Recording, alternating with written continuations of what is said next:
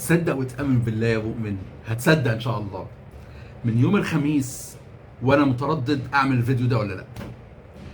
عايز اتكلم الاهلي عمل ايه وناوي على ايه وهيلعب ازاي ولعب ازاي، ومش جايه معايا. اصل هقول لك ان هو لعب بطريقه معينه، بس هو ما لعبش بالطريقه دي زي ما هي كده. طب هقول لك ان هو لعب بطريقه تانية بس كانت ناقصه حته.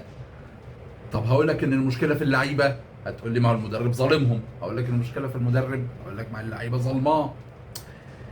حاجه صعبه قوي. الموضوع فعلا طلع صعب يا جماعه. طب هقول لك على حاجه اكتر. انا عملت فيديو اصلا قبل الماتش بتاع بالميراس، بس هو للامانه برضو كان عندي مشكله في الانترنت، انا مش عارف يعني هو معاندني ليه. فنزل يعني مع بدايه الماتش تقريبا او اثناء الماتش ما هو شغال. وادي اللينك بتاعه اهو فوق، وبقول بالحرف التشكيل بتاع النادي الاهلي والمفروض يلعب ازاي. ولعب بنفس التشكيل، وده اللي يحرق الدم. هو لعب بنفس بقول لك ايه، اهلا بيكم في حلقه جديده من الحكواتي مع بيشو. تعالوا بقى نحكي ايه اللي حصل في ماتش بالميراس، بس على الهادي، علشان يعني كل الناس عماله توصي في كل الاهلاويه ان احنا ندعم. هدعم حاضر، بس ان شاء الله يعني ليكوا عندي حلقه ناريه بعد البطوله ما تخلص بالنسبه للنادي الاهلي. همسك بقى اللعيبه كلهم واحد واحد واروق عليه، يعني بصراحه يعني. بس قبل ما نتكلم، زي ما اتفقنا ان احنا كل مره بندعي لاخواتنا في فلسطين. وادي اللينك برضه اهو بتاع الحلقه بتاعت فلسطين، لو ما شفتهاش روح شوفها. واعذر اخوك على الجوده والكواليتي الصوره والصوت، ممكن ما يكونش احسن حاجه، لكن فيها كلام انت تقريبا ممكن تكون ما سمعتوش قبل كده. ويا ريت بقى لو تقول لي رايك وتدعي لاخواتنا في فلسطين، لان ان شاء الله كده ربنا يخلصنا من كل عويل ولسانه طويل اللي احنا بنشوفهم. وعلى ذكر الناس اللي لسانها طويل، معلش يعني اديني بس دقيقتين اقول كلمتين بس في السريع. انا كتبت على صفحتي على الفيسبوك يعني ملخص ليها، ردا على الكابتن العالمي جدا الفظيع جدا اللي ما حدش بيفهم قده، كابتن ميدو. يا كابتن، يعني انت تاريخك كله ما فيهوش اساسيات ولا الكوره ولا اساسيات الاحتراف ولا اساسيات حاجه خالص من اللي انت بتتكلم فيها. بس عموما انا متفق يا عم معاك. شوف بقى، لعيبه النادي الاهلي فعلا قدام بالميراس بطل الدوري البرازيلي وبطل كوبا ليبرتادوريس مرتين في اخر 4 سنين. عارف كوبا ليبرتادوريس يا كابتن ميدو؟ اللي هي مكافاه لدوري ابطال افريقيا عندنا. عارف دوري ابطال افريقيا؟ لا ما تعرفهاش، لان دوري ابطال افريقيا ده الفريق اللي حضرتك مشرف على الكوره فيه، او احد الناس المشرفين على الكوره فيه، فشلوا ان هم يوصلوا يلعبوا فيه يسنطروا فيه بقالهم 3 سنين. وحضرتك فاضي انك تقعد تقيم لعيبه النادي الاهلي اللي كسبوا شامبيونز ليج 3 مرات من اصل 4 علشان ياخدوا منهم ابطال القاره. النادي الاهلي بوظ لهم الحسبه بتاعتهم بتاعت الفيفا. النادي الاهلي كان سبب ان هم بدل ما بياخدوا ابطال القاره بقوا ياخدوا بالتصنيف، لان ما لاقوش ابطال غيره. هو والوداد البطوله بتاعت الجواب اللي هو اللي اتشال. عموما كفايه عليك كده النهارده، لان انت ما تستحقش بصراحه اكتر من كده دلوقتي. بس يعني احب افكرك ان اللعيبه اللي فاقده اساسيات كره القدم دي فيهم واحد انت من شهرين كنت بتقول عليه انه احسن لعيب في افريقيا، بس لما مشي من عندك بقى اوحش لعيب وفقد اساسيات الكوره. انت بتقول على لعيب عندك في فرقتك انه احسن جناح شمال في افريقيا كلها وفي مصر كلها، اسمه مصطفى شلبي. ده رايك في اللعيبه، وده رايك في اساسيات الكوره. فكفايه عليك كده، عشان يعني الموضوع مش مستحملك يعني بس وعد برضو نخلص اللي احنا فيه ده وهفضلك استنى عليك. طيب، انا قلت ايه في الحلقه بتاعت المره اللي فاتت؟ الاهلي هيلعب ازاي قدام بالميراس؟ انا قلت لكم انه مبدئيا كده التشكيل هيبقى نفس الناس، بس هنا هيبقى يحيى عطية الله، لانه لو موجود وجاهز تبقى جريمه لو ما لعبش. وشفتوا بنفسكم انه لما لعب ادى بشكل كويس جدا، بس ناقص حته او في مشكله. المشكله دي للامانه مش عنده، هقول لكم ايه هي. فالمهم انه يحيى عطية الله، هنا ياسر ابراهيم، اشرف داري الاسطوره، محمد هاني، ايه ادعم؟ حاضر. محمد هاني، الكابتن محمد هاني الجامد جدا. هنا مروان عطيه، حمدي فتحي، محمد علي بن رمضان، واللي انا هنا وقفه كبيره هتبقى معاه، تريزيجيه، وسام ابو علي، زيزو. كويس كويس. بيتحركوا ازاي؟ بص يا سيدي، مبدئيا كده الاثنين دول المفروض على الورق انه مروان بيثبت وحمدي فتحي بيتحرك لقدام. ده المفروض اللي كان يحصل. عرفت منين ان ده اللي المفروض كان يحصل؟ لانه عملها مره او اتنين في اول الماتش خالص، وبعد كده نسي او بطل يعملها. طيب يحيى عطية الله ده كان اصلا يعتبر محور المنظومه كلها فيه. ليه بقى؟ لان يحيى عطية الله مش بيتحرك على الخط، هو كان بيدخل لجوه هنا، تمام، ويقوم تريزيجيه فاتح على الخط او يرجع يستلم من ورا. فهنا يحيى عطية الله وقف هنا كويس كده، فيقوم يسند عليه، يقوم على بال ما محمد علي بن رمضان يدخل هنا كانه مهاجم تاني او شادو سترايكر ورا وسام ابو علي، وبعدين يجري تريزيجيه ياخد الخط، يا اما يسند ويشوط يا اما يتحرك ويلعب عرضيه. محمد علي بن رمضان بيدخل هنا ويحيى عطية الله بيدخل هنا. طيب الناحيه الثانيه زيزو فاتح هنا. للاسف حمدي فتحي المفروض انه كان بيدخل معاه يساعده، بطل، عملها مره واحده بس، وبعد كده راح راجع قاعد في حضن مروان عطيه صديقه الصدوق، تمام. طيب فزيزو بقى يدخل هنا، مفترض ان محمد هاني يتحرك له هنا، تمام. ليه؟ لانه لما زيزو بيدخل هنا الوينج والباك بتوع بالميراس بيلعب بالثلاثه ورا، واحد منهم من الثلاثه دول مع الباك الشمال بتاعهم كان بيروح ورا زيزو يقفل عليه. فهنفترض مثلا انه ادي الثلاثه هم مثلا، تمام، وادي الراجل الباك الشمال، وهنا في باك يمين اللي هنكملهم بقى، وهنا جناحين، وهنا 2 لعيبه في خط الوسط، وهنا المهاجم، وهنا الحارس. حلو الكلام. طيب اللي كان بيحصل ايه؟ لما تريزيجيه كان بيجي هنا فكان في واحد بيتحرك معاه الباك اليمين، والراجل ده بيطرف بيجي يقف في النص هنا عشان يقفل على يحيى عطية الله. الاثنين دول كان شغلتهم في الحياه محمد علي بن رمضان، لان هم اتفرجوا على ماتش بتاع انتر ميامي، فعرفوا ان محمد علي بن رمضان اكت از امام عاشور، هو اللي بيحرك الفرقه، هو اللي بيتحرك ورا المدافع ورا المهاجم، هو اللي ممكن ان هو يشوط على الجول، هو اللي ممكن ان هو يلعب بينيه يعمل بيها هجمه خطيره، وهكذا. من الاخر هو اللي عنده كوره. فبقى اتنين دول قافلين عليه، وده قافل على يحيى عطية الله. الراجل ده بقى وده بييجوا هنا يقفلوا على زيزو، فبيفضوا المساحه دي. كل ده فدان كان دايما بيبقى فاضي، يعني ممكن اجيب لكم حالات راجع فيها هتلاقي المساحه دي دايما فاضيه. هم مالين ايدهم بقى من الراجل الطيب بتاعنا. ليه؟ لانه الاستاذ محمد هاني ما كانش بيتقدم خالص، كان واقف هنا. ليه واقف هنا؟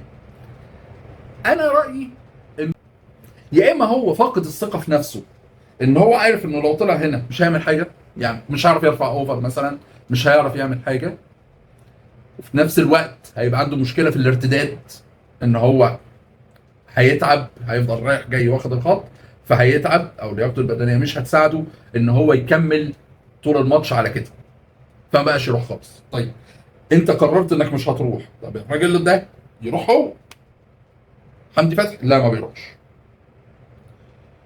وبمناسبه حمدي فتحي في حاجه غريبه جدا، يعني هو تقريبا في غاز بيترش على اللعيبه اللي بتروح قطر، سواء حمدي فتحي او تريزيجيه او قبليه اشرف بن شرقي. اشرف بن شرقي على فكره لما جه الاهلي قعد فتره بيتعافى يعني لغايه دلوقتي عنده مشكله بدنيه، مشكله في حاجات فنيات الكوره نفسها نسيها كان بيعملها. يعني حمدي فتحي كان بيروح ويجي، كان يعني انا فاكر ان مشكله حمدي فتحي كمان ان الصوره الذهنيه اللي عند الناس من ناحيته اللي هي نسخه مارسيل كولر، لما كان بيخليه ان هو يتحرك ويجي ورا المهاجمين ويبقى مهاجم تاني معاه، واحيانا هو اللي يجيب جول. كان كهربا المهاجم الاساسي وكان هو يعتبر مهاجم تاني ويرجع يدافع، وهو بيدافع كمان كان يعمل تاكلينج ما بيعملش فاول، كان يتزحلق ياخد الكوره ويرجع يقف على رجله ويتحرك ويروح يلعب يجيب جول.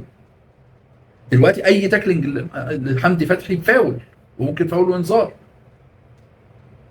يعني ففي حاجات يعني حمدي فتحي دلوقتي نسخته يعني اسوأ من نسخه حمدي فتحي لما كان في انبي، كانه ما اتعلمش حاجه معانا.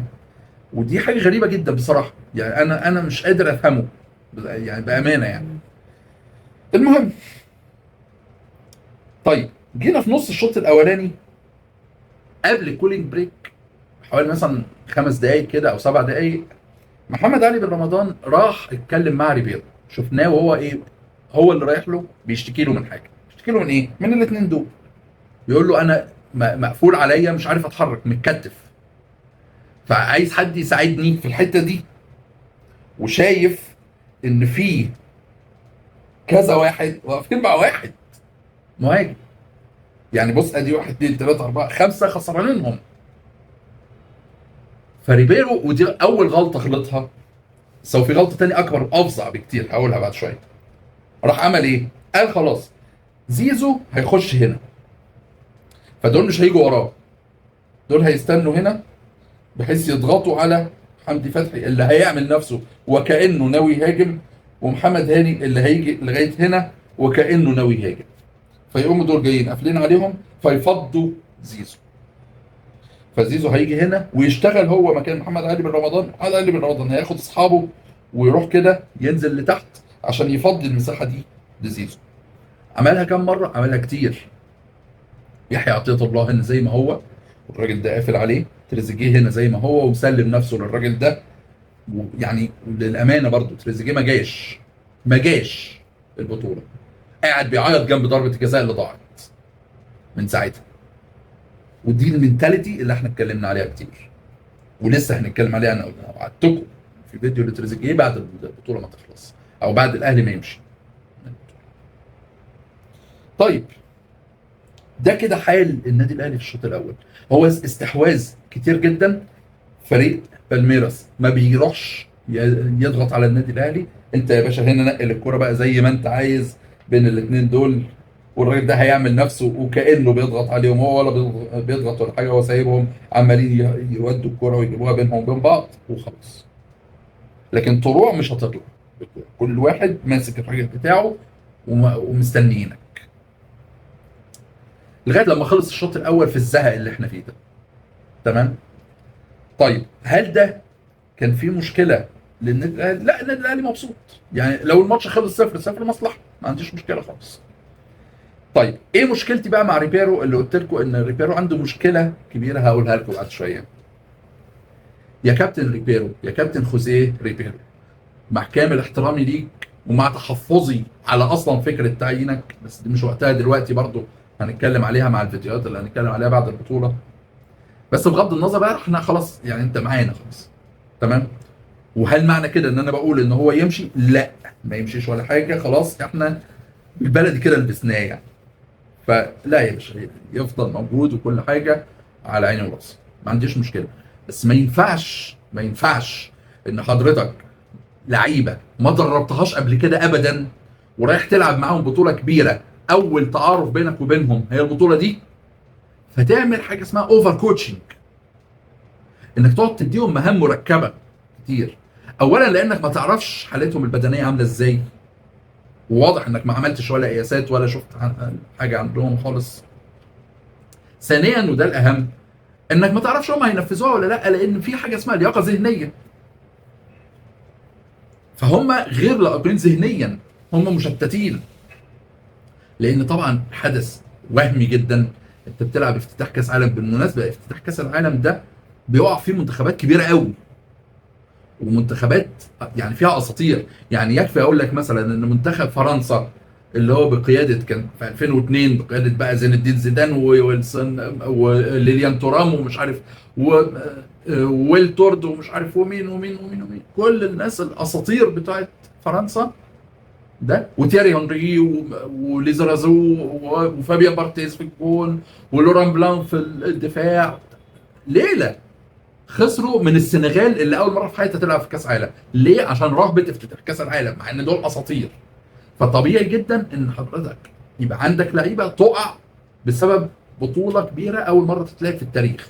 عادي ان هم ما يبقوش في حالتهم، فمش ناقصاك ان حضرتك تديهم ادوار مركبه لانهم بيعطلوا. يعني مثلا زيزو، حضرتك لما قلت له ان هو يدخل في القلب ماشي يشتغل شغل محمد علي بن رمضان، هل زيزو عنده نفس امكانيات محمد علي بن رمضان؟ لا. هل معنى كده ان زيزو لعيب وحش؟ لا، لعيب كويس جدا بس عنده امكانيات تانية. محمد علي بن رمضان لعيب كويس جدا بس ما يعرفش يعمل اللي زيزو بيعمله. زيزو جناح خط، شغلته في الحياه ان هو بيفتح الملعب، بيعمل ستريتش للملعب بحيث يوسع المسافات علشان يفك الفرقه اللي قدامه، فيقدر لما يعمل عرضيه توصل للمهاجم بشكل كويس. تمام. محمد علي بن رمضان بيعرف يخترق من العمق. انت عايز لعيب بيعرف يخترق من العمق، طبعا هتبقى عندك ازمه كبيره لان هيبقى مجدي قفشه، ومجدي قفشه ما بيعرفش يعمل ده، او نسي يعمل ده. نسي بيتعمل ازاي يعني؟ ما بغض النظر يعني برضه خلينا ندعم. المشكله انك انت قفلت دماغك على طريقه معينه او خطه معينه. برضه في ماتش انتر ميامي قررت انك انت تنزل حسين الشحات هو اللي يعمل ده، هو اللي يلعب رقم 10، ما بيعرفش. مش معنى كده ان حسين الشحات وحش، حسين الشحات برضه جناح خط، يقدر ان هو يتحرك على الخط ويرفع عرضيه، او يقدر ان هو يتحرك على الخط ويدخل في منطقه الجزاء مثلا يجيب لك ضربه جزاء، لكن ما يعرفش ان هو يخترق من العمق، مش شغلته. بس انا يا فندم راجل مهندس وشاطر جدا في شغلي، بس ما اعرفش اشتغل دكتور سنان، ما بعرفش. ما اعرفش ان انا اعمل 3 حاجات في نفس الوقت، ما عنديش الامكانيات دي. تمام. عشان ده هيودينا للمباراه بقى اللي جايه بتاعت بورتو. من فضلك، من فضلك يا كابتن ريبيرو، ما تديهمش ادوار مركبه، كفايانا، خليك عادي خالص. انا مش فاهم يعني عماد النحاس قاعد جنبك، مدرسه عماد النحاس اصلا كلاسيكيه جدا. انا مستغرب يعني، انا هتجنن، هو عماد النحاس بيعمل ايه؟ يعني ليه ما بيتكلمش؟ ليه ما بيقولكش ان فلان ده ما بيعرفش يعمل اللي انت بتطلبه منه؟ او مش وقته ان انت تجربه فيه دلوقتي في الوسع بقى، بعد ما نخلص البطوله نعمل بقى فتره اعداد وتقعد بقى مع اللعيبه وتجرب ده هنا وتجرب ده هنا وتدي له ادوار مركبه ويتحرك من هنا ويروح هنا ويعمل مش عارف ايه وبتاع. طب اديك اهو اعتمدت على انه زيزو هيخش كده وده ومحمد هاني هيجي لك هنا، ما جاش، بوظ لك الخطه، بقت خطه مقطوره. الشوط الثاني بالميراس قرروا ان يلا بقى عايزين نكسب، مش هنتعادل. فعملوا ايه؟ ولا اي حاجه، ضغطوا جامد. هم درسوا النادي الاهلي كويس قوي، عرفوا ان النادي الاهلي مش بس في، على فكره هو ما درسوش النادي الاهلي في الماتش بتاع انتر ميامي، هم درسوا النادي الاهلي عموما بيعمل ايه. اولا عرفوا ان النادي الاهلي ما بيعرفش يلعب الظهر. عاده احنا عندنا في فريق كل ما يحب ينغص علينا حياتنا يلعبنا الساعه 2 الظهر، اسمه صن داونز، نروح نشيل 5 ونيجي. حتى اخر مره لعبناه في الظهر رحنا رصينا الاتوبيس ورا عشان الحمد لله يا رب اتعادلنا 0-0 ورحنا عملنا فرح واحنا مروحين. فهي خلاص احنا ما بنعرفش نلعب الطول، عندنا مشكله، واتمنى ان ريبيرو يتدارك المشكله دي ويعالجها لنا. يعني اقول عليك اجدع عفريت في الحاله دي. تمام. لكن ليه ريبيرو بيعمل اوفر كوتشنج؟ علشان ببساطه انه احنا كلنا بنقول انه ده مدرب ما عندوش خبرات، ما عندوش سي في قوي بتاع، فهو عايز يثبت لنا انه لا ده انا مدرب جامد. هيثبت لنا ازاي ان هو مدرب جامد؟ انه يقعد بقى يدي افكار كتير قوي ويقعد بقى يحور ويحرك اللعيبه من هنا لهنا لهنا لهنا. يا حبيبي انت مش محتاج تثبت ده دلوقتي، انت محتاج تكسب، انت محتاج تجيب جول. حتى مش عايزك تكسب، يعني انا عايزك تجيب جول، فما تعملش كده. طيب فضلنا بقى يعني في الضغط بتاعنا. طبعا الجونين يعني مش هقول انه بسبب لعيب واحد، بس هقول انه مشارك بنسبه 50% في الاثنين محمد هاني في الجولين. وبمناسبه محمد هاني، انا طبعا مش هنتقد دلوقتي ومش وقته وكل حاجه، ماشي حاضر، ولو ان هو اكيد مش هيسمعني يعني ولا يعرفني، بس عموما مش وقته فعلا. وانا هبقى يعني بعد البطوله ما تخلص نبقى نتكلم براحتنا، لانه انا شايف انه ما يستاهلش يلبس تيشيرت من الاهلي من زمان، من اولها خالص، بس مش وقتها.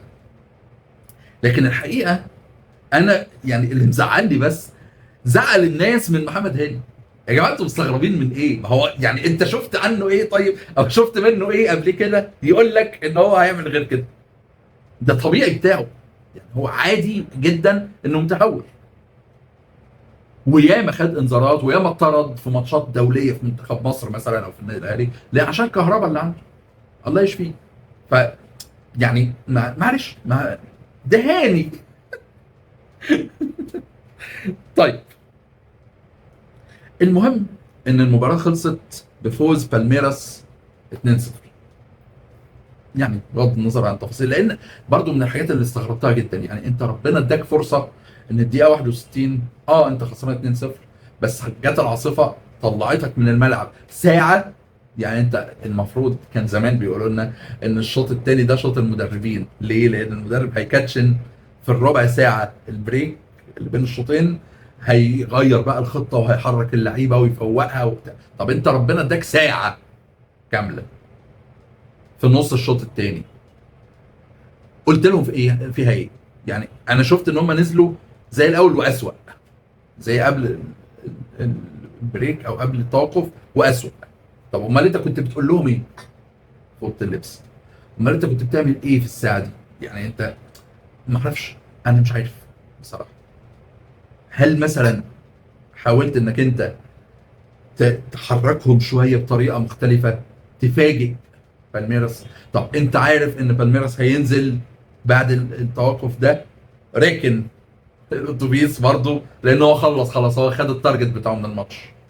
عملت انت ايه علشان ت...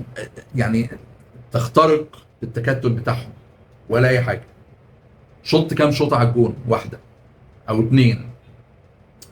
انا والله انا نمت حتى يعني انا جيت في الجزء الثاني من الشوط الثاني ده انا نعست وانا قاعد، لقيت حاسس ان مفيش، يعني مفيش خالص، يعني مفيش حاجه هتحصل نقول يا لهوي انتوا عملتوها ازاي؟ مفيش.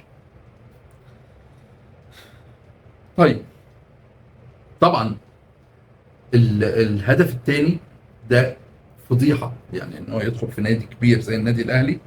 لكن للامانه انا قلت ان 50% منه محمد هاني. ليه؟ لانه سرح. يعني انت ايه اللي جايبك هنا؟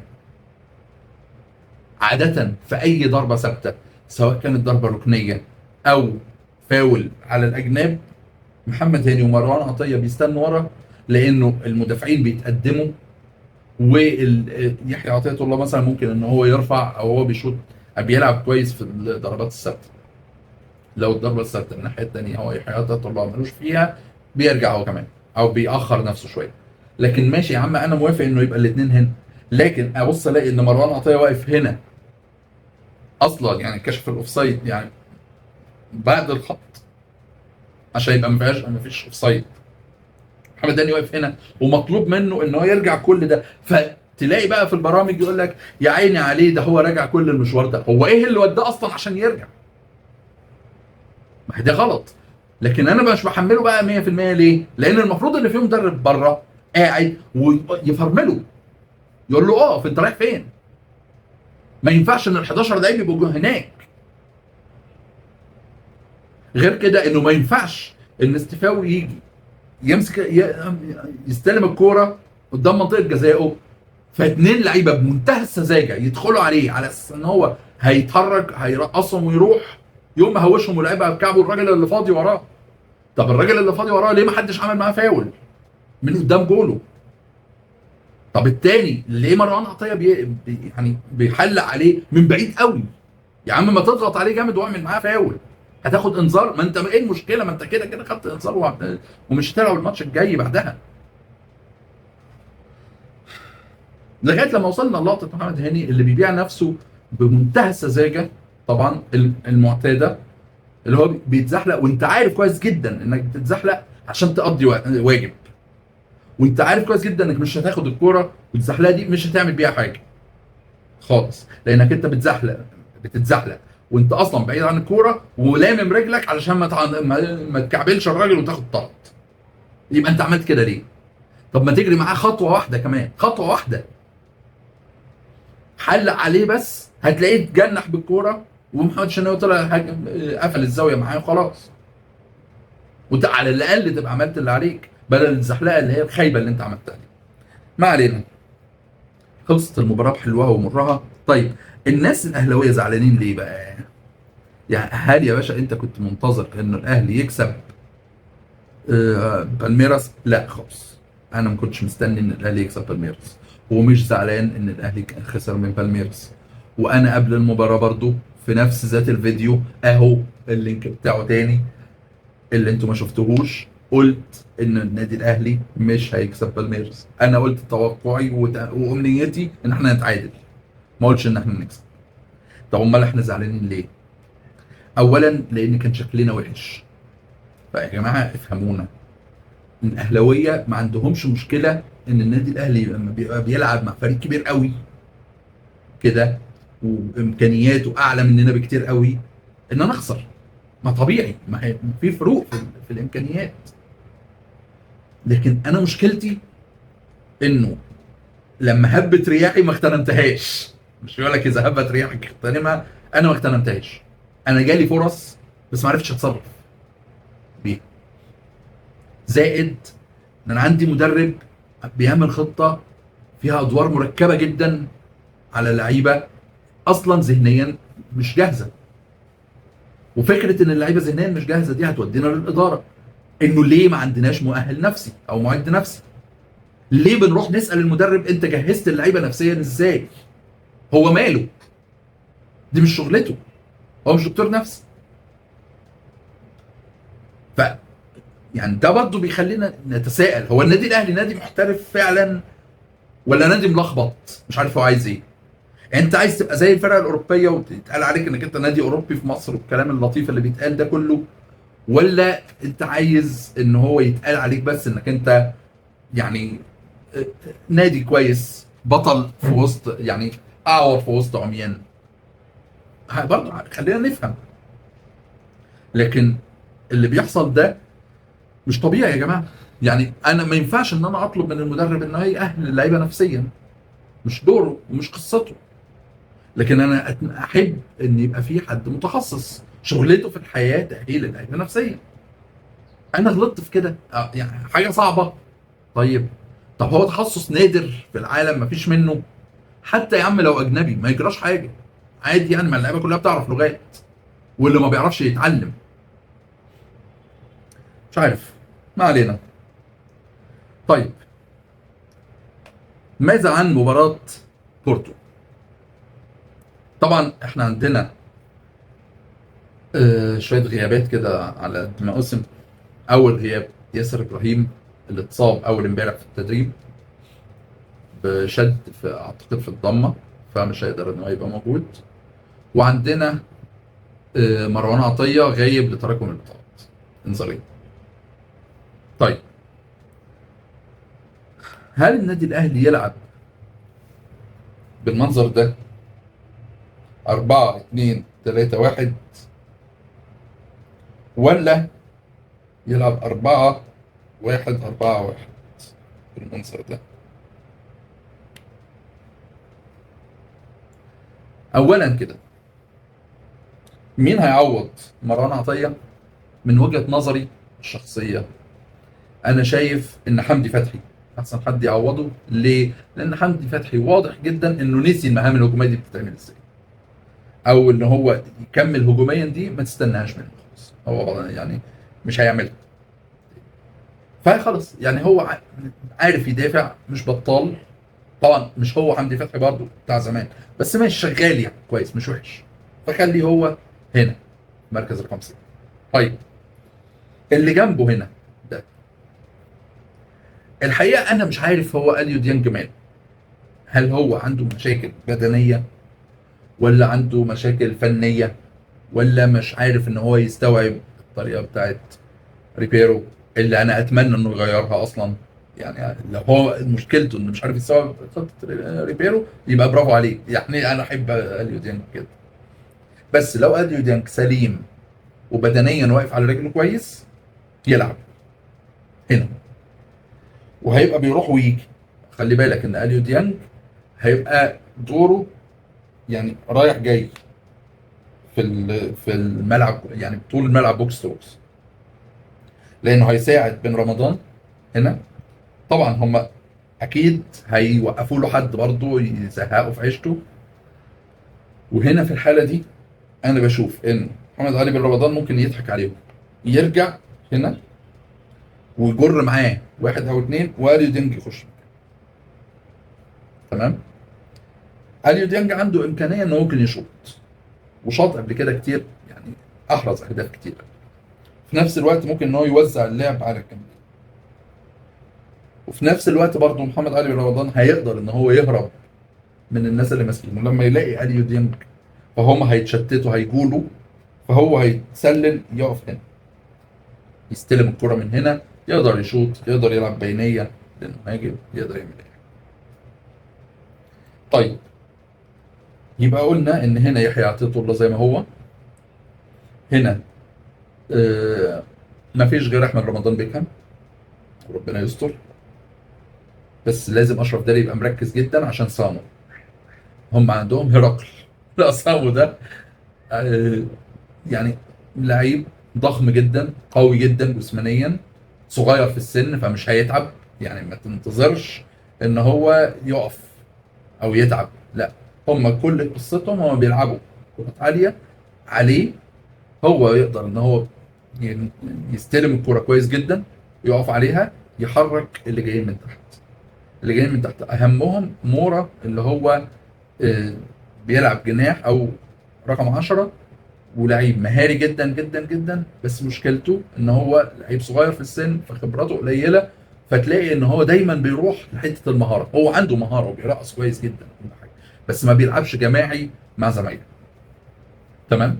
الاثنين الاجنحه ما بيرجعوش قوي، بيحلقوا بس من بعيد، فده هيدي لك فرصه ان هيفضي لك المنطقه دي بنسبه كبيره جدا. احنا شفنا في مباراه بورتو مع انتر ميامي، بس انتر ميامي ما عرفش ان هو يستغل ده قوي، بس كشفها جدا انه لما كان ميسي بيرجع، فتلاقي انه في ناس، انه مجموعه خط الوسط بترجع معاه، فبتفضي المساحه دي بالكامل. كل ده بتلاقيه فاضي، لان المدافعين بيقفوا هنا هم ثلاثه، واحد هنا واحد هنا واحد هنا، كل المنطقه دي بتبقى فاضيه. زائد ان عندهم مشكله انه الثلاثه هم بيلعبوا ازاي؟ بيلعبوا 3 3 4 ماشي، او 3 3 3 1 بالظبط. تمام. فالثلاثه اللي في النص، اولا الثلاثه اللي هم تحت المهاجم ارتدادهم الدفاعي قليل ومش بجوده عاليه، يعني مش بيقفوا كويس، وبيحلقوا في الدفاع بالذات مورا طبعا، واللاعب اللي هو اللي كان في اهلي جده مش فاكر اسمه. طيب المجموعه اللي في النص عندهم سنه سذاجه شويه، ان هم بيروحوا مع الكي بلاير بتاع فريق المنافس. فمثلا مع انتر ميامي كانوا بيروحوا مع ميسي، مع بالميراس كانوا بيروحوا مع ستيفانو. فبيحصل ايه؟ فهو ستيفانو كان بيشتغلهم، بيرجع وياخدهم معاه ويفضي مساحه للي وراه في النص، فبيلعبوا عليه، ولعبوا عليه كتير وضيعوا كتير قوي. فعلشان كده انا من رايي انه اليو ديانج لو جاهز بدنيا هيبقى مهم جدا. طب لو مش جاهز يا عم بشوي، اقول لك بقى يا باشا انه اللي هنا ده هيبقى حمدي فتحي وفوق شويه معانا يعني، وهنا يبقى احمد نبيل كوكا هو اللي يلعب رقم 6. احمد نبيل كوكا عنده قدرات دفاعيه كويسه مش بطاله، بيعرف يلعب كويس في خط الوسط، بيعرف يطلع بالكرة كويس. في نفس الوقت انت تحتاج لعيب جراي في وسط الملعب اكتر من ان هو يبقى قوي، لانه انت القوه هتعتمد على اشرف داري واحمد رمضان بيكهام. لكن اللي هنا ده هيبقى مشكلته ان هو بيقابل اللعيبه المهاريين اللي عندهم، ما عندهمش قوه جسمانيه جامده، مش محتاجين انك انت تبقى يعني وتد خالص، محتاجين انك انت تبقى لعيب رخم من الاخر. فاحمد نبيل كوكا يعرف يعمل ده كويس، ده في حاله لو اليو ديانج مش جاهز او عنده مشكله. طيب هنا قلنا يا اما حمدي فتحي يا اما ديانج، لو ديانج جاهز يبقى هو اولى، وهنا يبقى حمدي فتحي اولى وكوكا يبقى بديل، وهيبقى له دور بالمناسبه في نص الملعب. هنا محمد علي بن رمضان. نيجي بقى لدول. بص يا عم تريزيجيه، ما هو انت يا تفوق معانا كده وتنسى بقى موضوع ضربه الجزاء اللي ضاعت والخناقه اللي حصلت والفيلم اللي انت حطيت نفسك فيه وحطيتنا كلنا فيه ده، يا اما تقعد بقى وتسيب اشرف بن شرقي يلعب. انا لو الاثنين في حالتهم البدنيه كويسه انا هلاعب تريزيجيه وانا مغمض. ليه؟ لان في الاول بالذات فريق بورتو برضو بيلعب الشوط الاول احسن من الشوط الثاني بكتير في الماتشين اللي فاتوا، فعنده نفس مشكلتنا يعني. انا متوقع ان هو هيدافع ويلعب على التحولات او يلعب على المرتده في مباراه النادي الاهلي. لكن لو فرضنا ان هو حتى لو حاول ان هو يهاجم، فانا عندي تريزيجيه احسن بكتير جدا من اشرف بن شرقي في الحته الدفاعيه، بيدافع كويس. بس انا نفسي انك انت لو شايف ان 1 على 1 مش جايه معاك ما تجربش، العب السهل على بال ما تجيلك، على بال ما الكره تخدمك، لكن ما تفضلش تعند مع الكوره لان مش هتيجي كده، ما تنفعش. تمام. والناحيه الثانيه زيزو كويس بس محتاج مسانده. انا اتمنى ان لو اليو ديانج لاعب يمكن يبقى فيه الخير ويساعد زيزو في الحته دي، لان انا عايز زيزو يفضل على الطرف ما يدخلش في القلب. ويا كابتن ريبيرو من فضلك من فضلك ما تعملش اوفر كوتشنج بالذات مع زيزو، مش وقته، لان هو مكبل بحوارات ومشاكل وافلام ولسه راجع يكملها بعد البطوله بالمناسبه. فسيبه شويه في حاله، خليه ان هو يلعب السهل علشان تدخله في اجواء النادي الاهلي، وبعد كده في خلال الموسم اديله بقى ادوار مركبه وهيعمل لك احلى وجه. بس دلوقتي خليه يلعب السهل البسيط خالص. كده تقريبا احنا يعني اتكلمنا على وجهة نظري في التشكيل، النتيجة. اعتقد ان النادي الاهلي هيكسب، ما عنديش شك. انا بالمناسبة عشان الناس بتقول لك ان ما فيش فرصة خلاص والنادي الاهلي خرج من البطولة وان شبه مستحيل ان هو يكمل ويصعد الدور الثاني، انا اتعودت يا جماعة، انا بشجع النادي الاهلي بقالي دلوقتي كام 35 سنة تقريبا. ففي ال 35 سنه دول اللي انا بشجع فيهم ان اتعودت مفيش حاجه اسمها مستحيل. طالما رقميا على الورق انت ليك فرصه، حتى لو فرصه صعبه جدا ليك فرصه رقميا، يبقى مش مستحيل، يبقى تلعب عليها. مفيش حد في الدنيا كان ممكن يقول ان النادي الاهلي ياخد الدوري السنه دي خالص. رقميا مستحيل. ليه؟ بيراميدز هيلاعب فرق اسهل منه بكتير، اضعف منه بكتير. في ماتشك انت ما عرفتش تكسبهم، ماتش الزمالك هم هيفوتوه، الزملكاويه او فريق الزمالك يعني، انت عارف ان هم مش هيجز قدام بيراميدز يا عم، مش هقول لك هيفوت.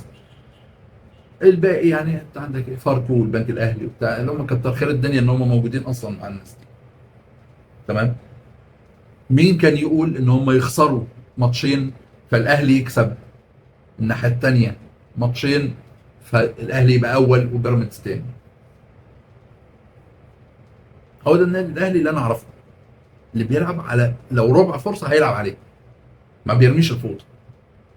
وبمناسبه رمي الفوطه، نصيحه لو حد، طبعا انا عارف ان محدش هيتفرج على الفيديو ده ويوصله لريبيرو، بس يعني ما ينفعش ان المدير الفني يجي كل ماتش في الدقيقه مثلا 75 يقعد وخلاص كده.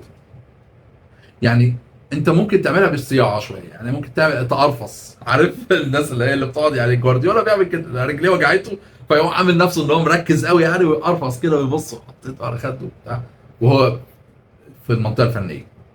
لان اللعيبه لما تشوفك انك انت خلاص قعدت بقى وبتشرب ميه وحاطط رجل على رجل وخلاص، هيفهموا من جواهم انك كده خلاص رميت الفوطه، مفيش فايده. وده ما ينفعش، احنا ما بنعملش ده. فلو سمحت، يا تقدر انك انت تتحامل على نفسك شويه، معلش استحمل الربع ساعه اللي باقيه وبعدين ابقى اقعد براحتك بعد الماتش، يا اما اعمل نفسك قاعد قدام في المنطقه الفنيه على الارض، يا اما قوم حد مكانك. لكن انت قاعد، عماد النحاس قاعد والجهاز بتاعك كله قاعد، ما ينفعش، لان ده ليها مدلول وحش جدا عند اللعيبه. فمن فضلك ما تعملش ده. دي كانت حلقتنا النهارده، اتمنى ما تكونش الاخيره. ان شاء الله النادي الاهلي يكسب، بغض النظر بقى يصعد الدور ال 16 ما يصعدش الدور ال 16، دي حاجه بتاعت ربنا، هو بقى يكافئنا زي ما هو شايف او يعوضنا عن العكوسات اللي حصلت لنا في الماتشات اللي فاتت. بس اللي انا متاكد منه انه النادي الاهلي لازم اللعيبه تعمل اللي عليها وتطلع كل الطاقه اللي عندها وتسهل على نفسها. ما انا مش مستني منك انك تطلع نار من بقك، انا مش مستني منك انك تبقى تطلع لك جناحات وتطير في الملعب. انا كل اللي انا عايزه انك تلعب الطبيعي بتاعك واقل حته كمان من الطبيعي، ما عنديش مشكله. انتوا لعيبه كويسه جدا وعندكم امكانيات كبيره جدا، من فضلكم استغلوها زي ما هي، من غير افوره، من غير ما تبقى عايز انك انت تعمل كل حاجه، عايز ترقص وعايز تجيب جون وعايز تحتفل وعايز ما تفكرش في الكلام ده كله. فكر بس انك انت تعمل اللي يخلي الفريق يكسب، مش انك انت تجيب جون. تمام؟ شكرا ليكم، اتمنى تكون الحلقه عجبتكم، والى اللقاء في حلقه تانية ان شاء الله. لو وصلت للمرحله دي في الفيديو فانت انسان صميم الحقيقه. فاتمنى يعني لو ما تبخلش علينا بلايك وسبسكرايب في القناه وتفعل علامه الجرس، علشان الحلقه اللي انا نزلتها دي كشفتني بصراحه، مفيش حد عامل علامه الجرس خالص، ما خدتوش بالكم ان انا نزلت حلقه فاتت. شكرا، سلام.